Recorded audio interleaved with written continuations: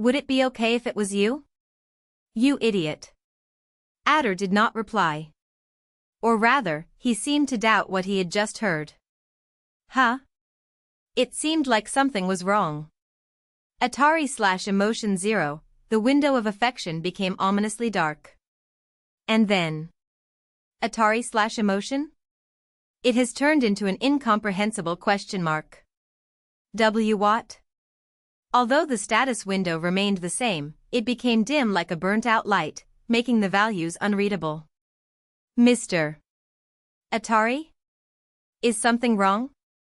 The voice that surprised Presepe was that of the Atari knight. No.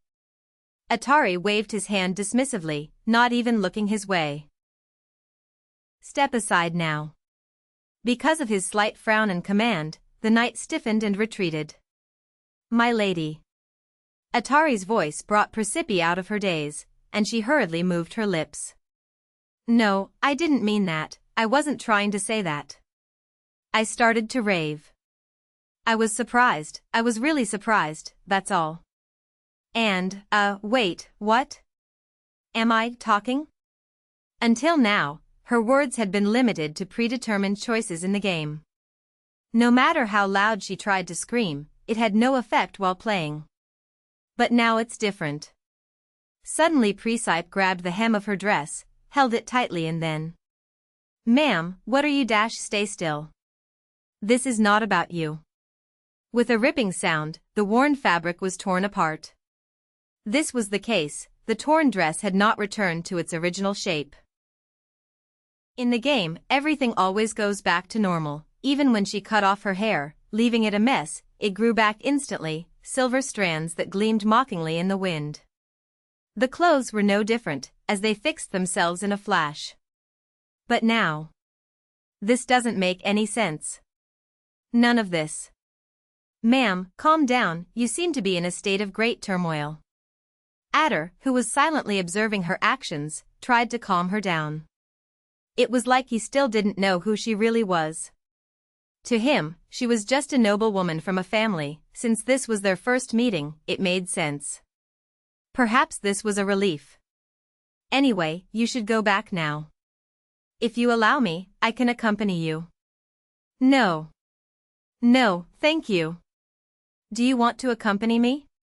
Return to that miserable tower in one of the palace's hidden corners? I'll go alone. Really, I'm sorry for being rude earlier. Thank you. Goodbye. Then, she quickly left without looking back. She felt his eyes on her retreating body, but that was the least of her worries. Left alone on the stairs, Atari watched her retreat before letting out a quiet laugh. Then he looked at the hand that was holding her ankle. Pale and sensitive. Ideal for thick and heavy shackles. Oh yeah, there was that newly made thing, he whispered to himself. A very thick one. That would suit her well. Her slender body would strain under his weight, making her suffering even more difficult. An evil smile spread across his face. But then, he staggered slightly, and suddenly felt a severe headache. Atari, it hurts me, a trembling voice, a faint moan, whispered in his ears. The image of that strange woman, leaning like a wilted flower against the wall, stared into the void without expression. What is this? These were not his memories. Atari frowned and rubbed his temple. Mr. Atari, it's getting late. Shall we go back? His knight approached him cautiously, gauging his reaction. Atari nodded but remained thoughtful as he walked down the corridor. The memory or vision was tormenting him, and his thoughts were disturbed. He did not look at the eyes that were watching him from the shadows of the opposite corridor. She collapsed onto the dirty, rickety bed, staring at the cloth in her hands. It was a torn piece of her dress. The dress remained torn. Her anxiety stemmed not only from the strange events, but from the realization of something terrifying.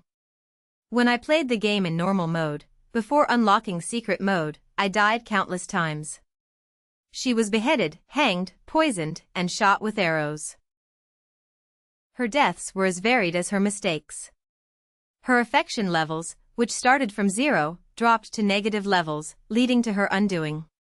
But she always came back, and the conservation job was her lifeline. But now? What if there were no such safety nets? What if her life could no longer correct itself, like this dress? What if dying in the game means real death? Save. Her lips moved quickly. Save. Save, damn it. As if to confirm her worst fears, a message appeared. System, the save function is not available in secret mode. Her blank expression returned. In normal mode, she had memorized how to reach the endings of the story. But with Attar and Dietrich's already different behaviors, this was not reliable. If she can't save, how can she keep going? A memory of a previous letter passed through her mind. System, you can rehunt characters you've already reached an end with or search for the real male hero. However, both paths are risky. Finally, I understood the hidden meaning behind those words. Stay safe by replaying known routes and endings. Or risk everything to find the true protagonist. And those strange options?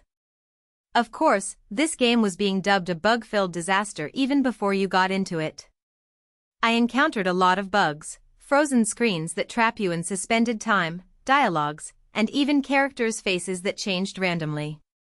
But these errors almost always eventually self-correct. This was on a whole other level. What kind of dirty game is this? How did you not go bankrupt? How am I supposed to find the real hero when you don't give me a single clue? And then... System, while the secret mode saving function is disabled, new features are unlocked.